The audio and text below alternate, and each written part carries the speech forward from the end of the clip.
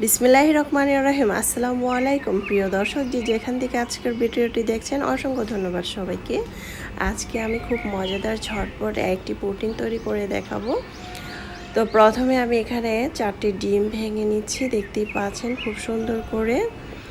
এখন আমি ডিমটাকে খুব সুন্দরভাবে ভেঙে নিব। চিনি দিয়ে দিব পরিমাণ মতো। চিনিটা আমি এখানে হাফ কাপ দিব। আমার মনে হচ্ছে চিনিটা হাফ কাপ দিলেই এটা পারফেক্টভাবে চিনিটা হবে, কারণ মিষ্টিটা বেশি ভালো লাগে না অনেক সময় খেতে।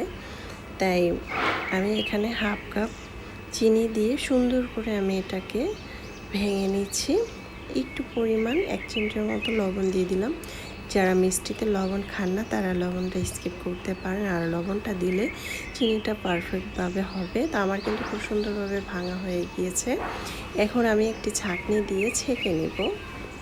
ছেঁকে নেওয়ার প্রয়োজন নাই, কিন্তু ছেঁকে নিলে পুডিংটা খুব সুন্দরভাবে সফট হবে, দানা দানা থাকবে না।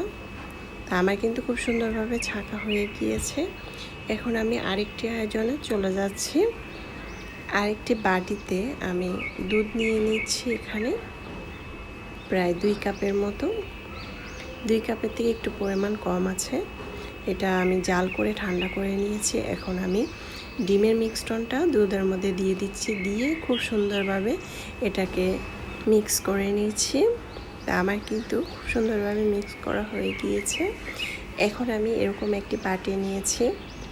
বাটিটার মধ্যে আমি একটু তেল ব্রাশ করে নিচ্ছি। তা আমার কিন্তু খুব সুন্দর করে ব্রাশ করা হয়ে গিয়েছে, দেখতে পাচ্ছেন। এখন আমি যে মিক্সটনটা তৈরি করে নিয়েছি সেটা ঢেলে দিব এটার মধ্যে খুব সুন্দর করে, দেখতেই পাচ্ছেন। এ পর্যায়ে চাইলে একটু ছেঁকে দিতে পারেন।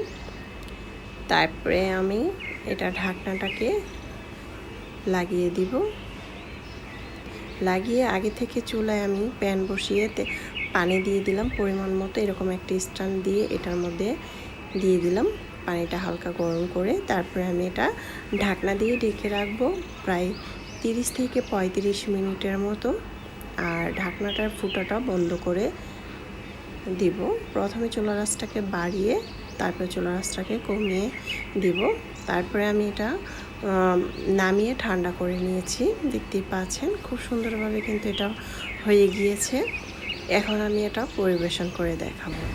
আশা করছি এই ঝটপট রেসিপিটি আপনাদের খুবই ভালো লেগেছে। ভালো লাগলে অবশ্যই চ্যানেলটা সাবস্ক্রাইব করে লাইক দিয়ে পাশে থাকবেন। দর্শক বেশি বেশি ভালো থাকবেন, খাবার কখনো অপচয় করবেন না। মাশাআল্লাহ, দেখতে খুব সুন্দর হয়েছে, খেতে তো আলহামদুলিল্লাহ। এরকম একটি পুডিং যদি আমাদের ইফতারিতে থাকে তাহলে তো আমাদের কলিজাটা ঠান্ডা হয়ে যাবে। খুবই মজাদার একটি পুডিং, ঝটপট এটা চুলায় বসিয়ে দিলেই কিন্তু ঝটপট হয়ে যাবে। এটা কোনো কষ্ট করতে হবে না। চাইলে কিন্তু এটা বাসায় ঝটপট তৈরি করে ফেলতে পারেন। আমার কাছে তো খুবই মজাদার হয়েছিল, খুবই অসাধারণ। একটু ঠান্ডা যদি বেশি করে নেন তাহলে খেতে অসম্ভব মজা হয়েছিল। বাচ্চা থেকে বড় সবাই পছন্দ করবে। আমার বাসায় তো খুবই মজাদার হয়েছিল, সবাই বলছিল, প্রশংসা করছিল। আপনার বাসায় এরকম একটি পুডিং বাসায় সবাই চেটেপুটে খাবে, চাইলে ট্রাই করতে পারেন। আল্লাহ হাফেজ।